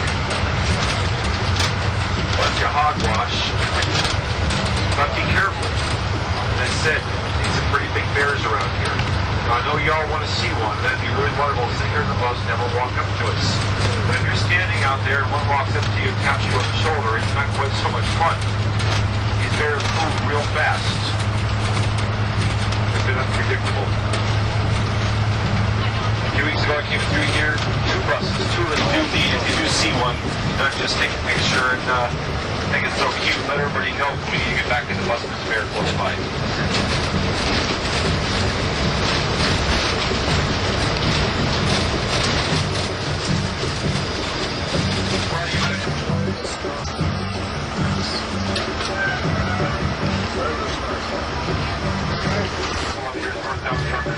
Especially North Congress, because they're going to be really hell of a metal, and they know this hill is coming up ahead here. So please don't just kind of stand out in the middle of the road. Stay off to the side, and come stay way off to the side.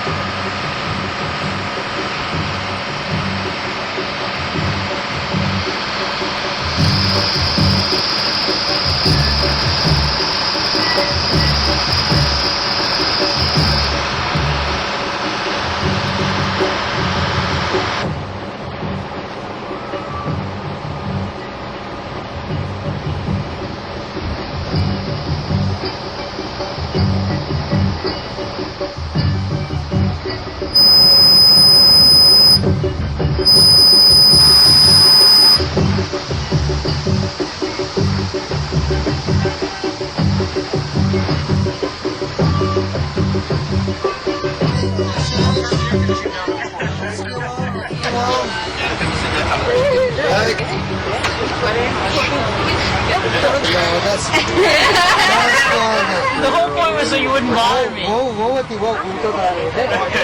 whole point was so you wouldn't bother me. I want to bother you. That's my phone.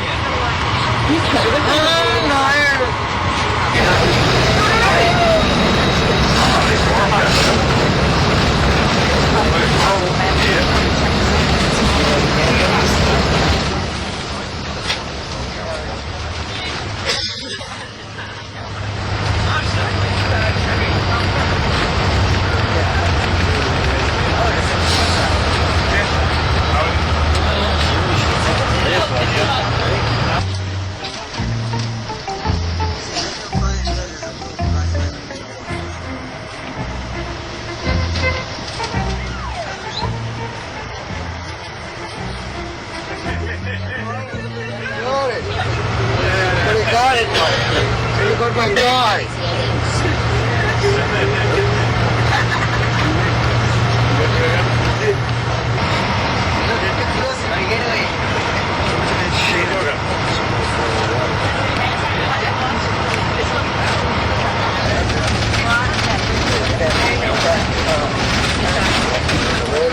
Kenapa? Orang kau main usah gini? Orang mana kita kau main usah gini?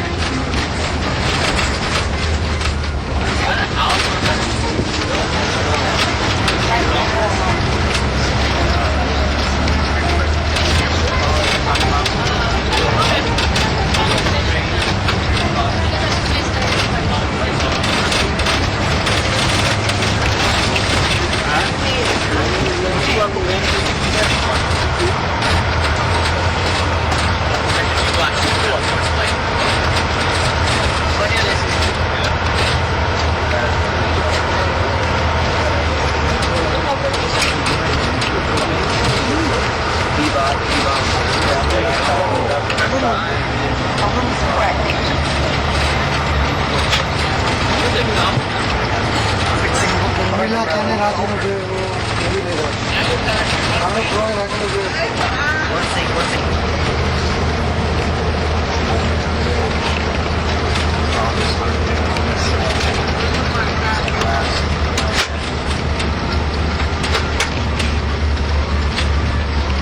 Well, once again, there goes a pipeline heading underground, but not for the normal reasons. If it weren't by the normal reasons, here would be above ground. They put it underground here, right through the paths,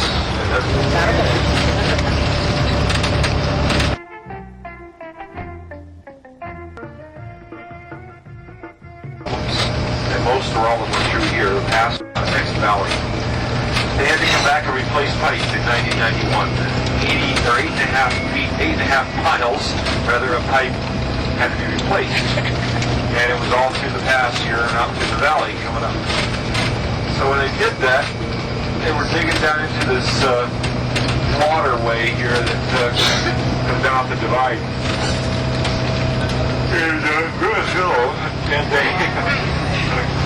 and so they were disturbing the water, putting a lot of silt and sand into it, and federal government prohibits that silty, sandy water from heading into a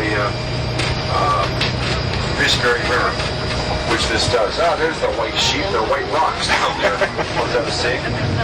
So anyway, they had to build those settling ponds back there to settle all that sediment. That's why you see that.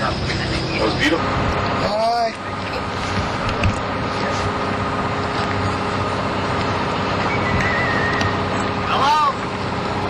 Hello, chalo. Chalo. Dungra chalo.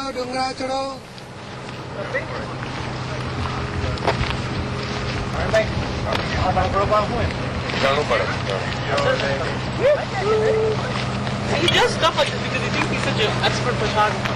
He is. He does. Come on, he is. Then he goes like 4 miles away from everyone else. It looks like he's training. And then he expects us to wait for him.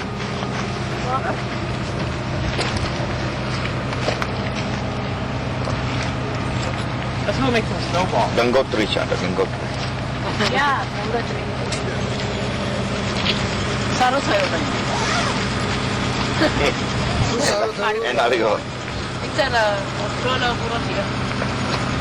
불어서요. 가리 우리는 재킷 가리나야죠. 우리는 재킷 가리나야죠. 저 전에 어디요? 깜짝이 여기다가. 아무도 나를 많이 구물었어. 깜 못해. Look at that, see? 이게 까베라.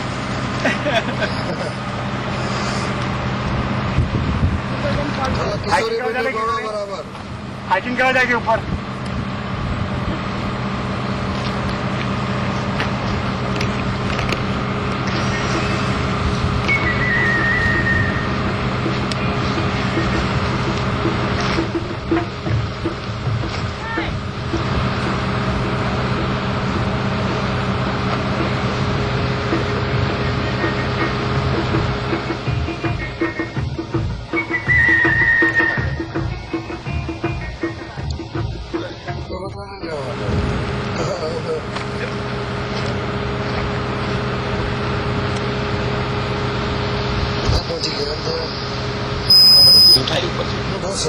Tawa perlo mountain thai, mountain jano. First class thai. Top line.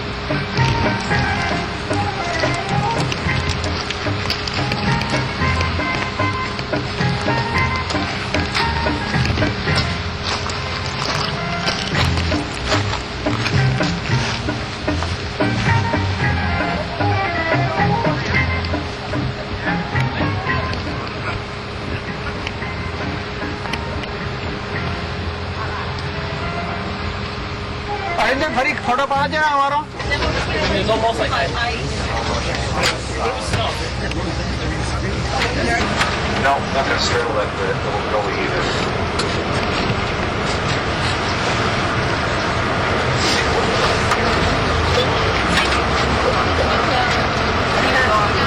Yeah, as long as those guys over the edge, you don't have to come to the line. That's okay.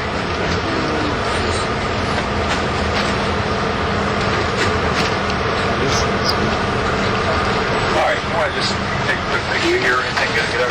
Get a little blue sky out there. It looks like the weather system we've gone through is a Pacific system. We have nice blue sky way up there.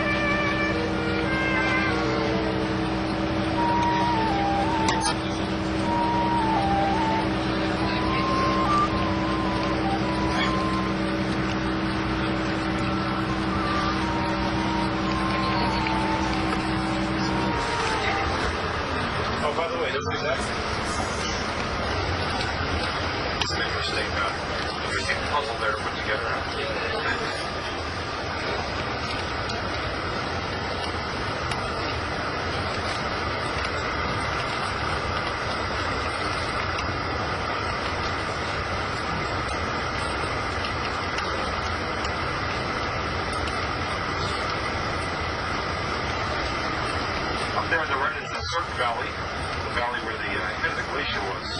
They carved out this valley that we're back up. We're put back in here, launched back into the pipeline, and sent down to pump station 10, where they can once again be retrieved.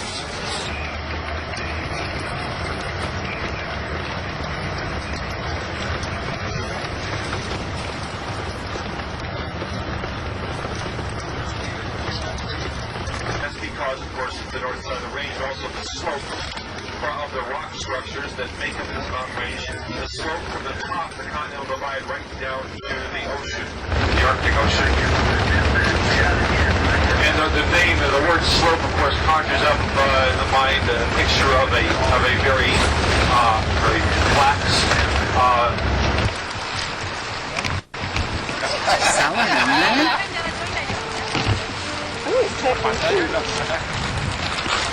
Quite well, dear. Oh, slice of cheese in it. Got a big slice of cheese in, right? Have you? Turkey and cheese. Oh, just turkey. Done. Mustard? Nah, I don't think I want mustard. Mayonnaise.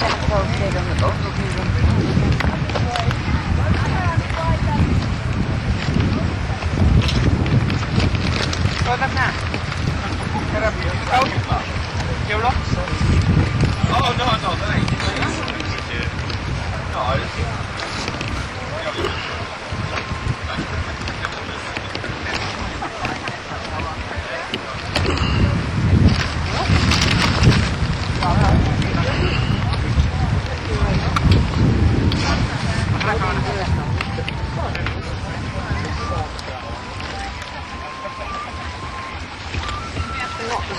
How about that then?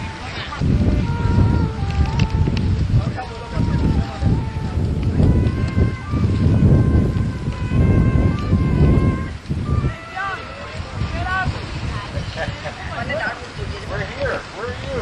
Where? At the Kamara River. Smoke of Alaska. All right. We're on the Caribou Range.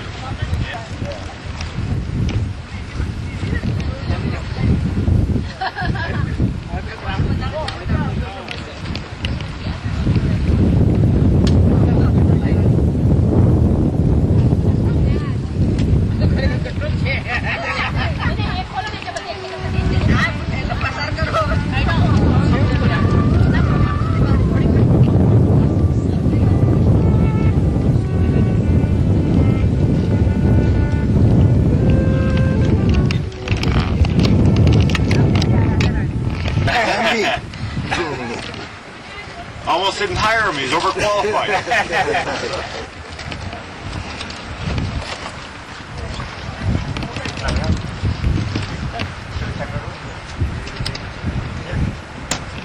He even washed the bathroom windows so you could see out the bathroom window. Yeah, but then you can see. Now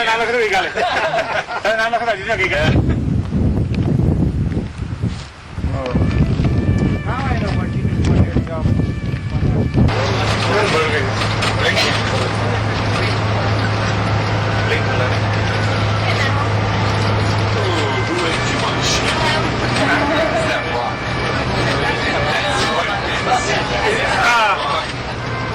John, is that a bird or a plane?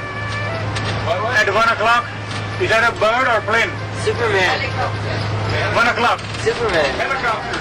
It's Superman, yes, that's right. Underdog. All right, I tried. It's not a bird, it's not a plane. It's a mosquito, that's a... No, somebody was flying. Mosquito.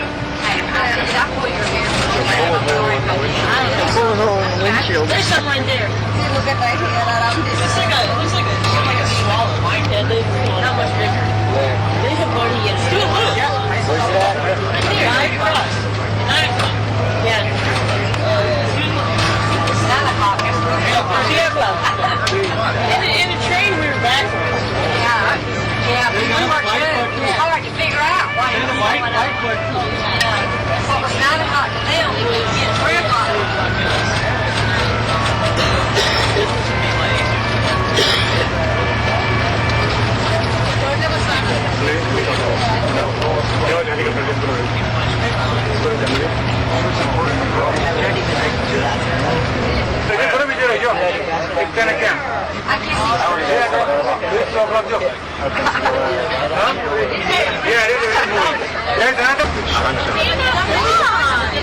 Don't shoot it, please.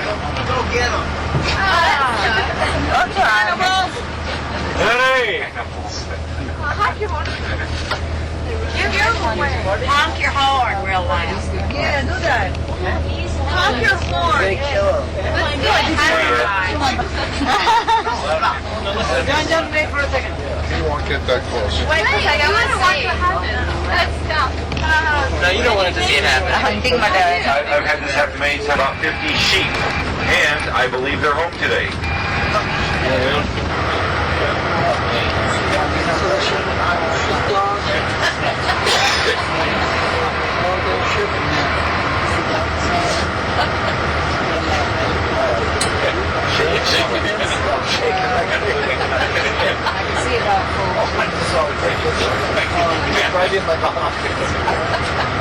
Set on permafrost, and permafrost here. They've been having a problem where it's probably being almost a blonde color out here. Would blend in with some of the very light colored grasses you see. Almost blend with the other side of the river over there on that hill.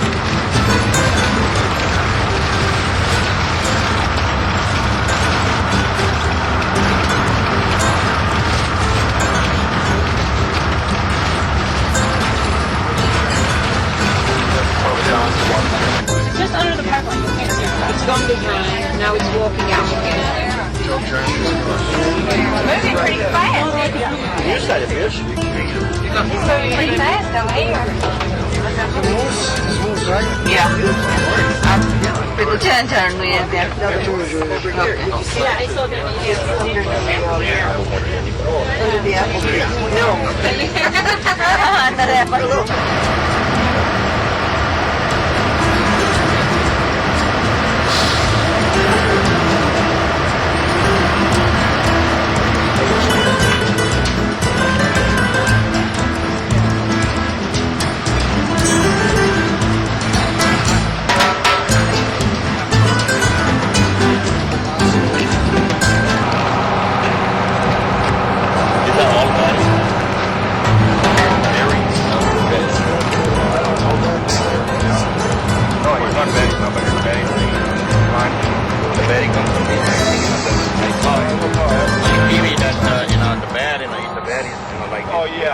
Yeah. I don't.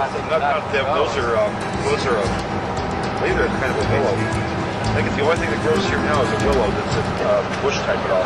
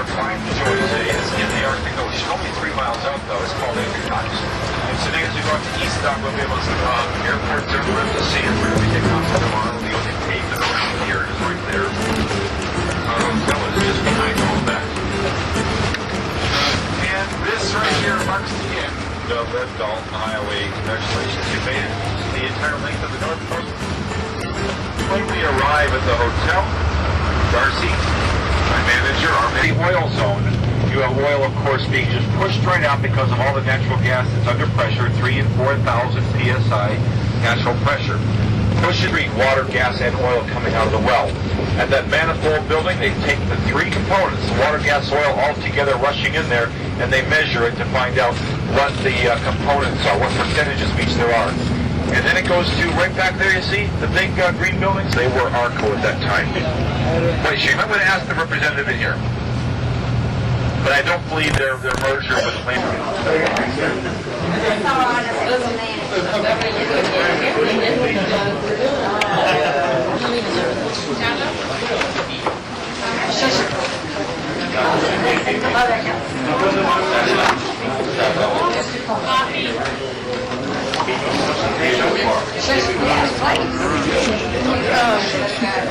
a lot of chance for risk.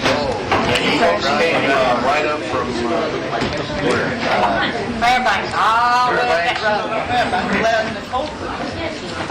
road. The oil industry has invested about $50 billion nationwide to drill the wells and build the facilities necessary to produce North Slope oil and transport it to market. It's an investment that's paid off, not only for the oil industry, but for the nation. Yet even the largest oil fields eventually decline and become uneconomic to produce. Therefore, it's in the best interest of the industry and the nation to encourage continuing exploration efforts. And although exploration technology has vastly improved since the early days, finding oil is still a risky business. Since 1982, only 1 in 30 exploratory wells in Alaska has found commercial quantities of oil. Prudhoe Bay lies 250 miles north of the Arctic Circle and 1,200 miles south of the North Pole. The region is a flat plain, which gently slopes from the foothills of the Brooks Range to the Arctic Ocean. The region is literally an Arctic desert, with total precipitation of less than 10 inches a year.